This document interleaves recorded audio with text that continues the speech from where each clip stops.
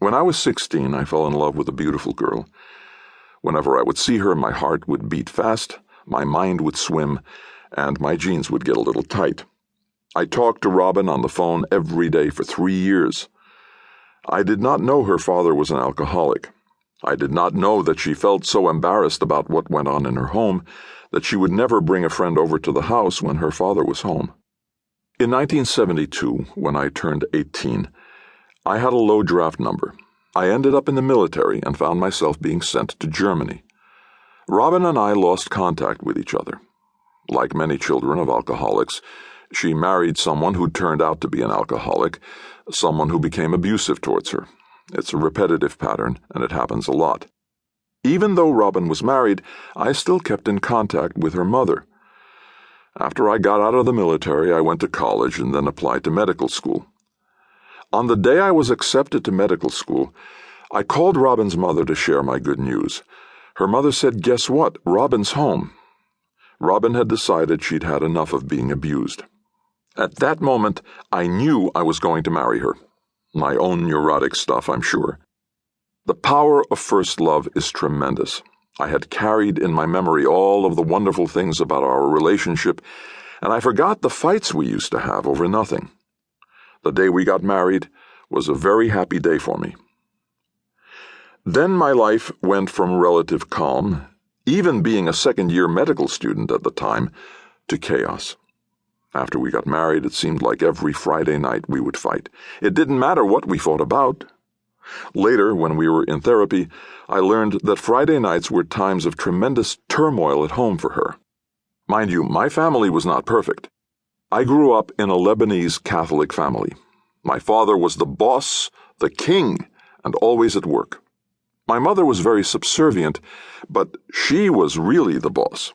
She managed the house and the 7 children. I have 5 sisters and a brother. Their relationship seemed to work, even though I never thought that was a wonderful way to operate. I thought that the power in the family should be much more evenly divided.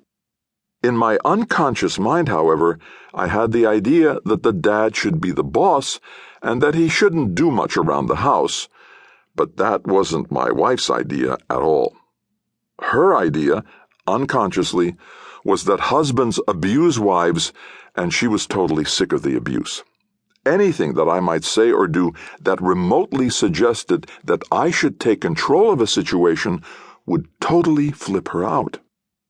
When we were married, Robin had a 2-year-old son whom I adopted at age 4.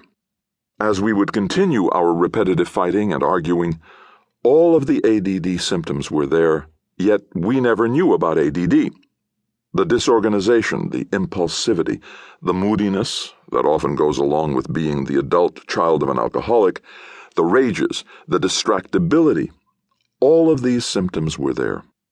I remember that I would try to have a conversation with my wife, and she would tell me to keep quiet until she had completely made her point, because otherwise she would forget what she was going to say. I would often feel like a hostage. I wondered to myself how we were going to have an interaction if I couldn't say anything. One of the things I have learned about children of alcoholics is that they have that tendency to get stuck on things, getting the same thought in their head over and over and over and over. I am a little embarrassed to tell you this, but I remember watching the Pittsburgh Steelers play the Los Angeles Rams on a Monday night about a year after we were married. During the commercial break, a woman in a yellow bikini appeared on the screen. I remember this like it was yesterday. I said, "Oh, that's nice," to the television. Robin didn't talk to me for 3 weeks. She thought the comment meant that I was being unfaithful to her in my head. I think part of the reason I became a psychiatrist was to help myself understand why my life had turned crazy. Robin went to see Stanley Wallace, the chairman of psychiatry at my medical school, who was a wonderful psychiatrist. He helped her work on some of the ACOA issues, which he didn't label as such at the time, and it helped. However, like many doctors in training, we were transferred to Washington, D.C. In Washington, Robin went through a period of time when she was very depressed. My training director gave us the name of a psychoanalyst who had her lying on the couch a couple of times a week.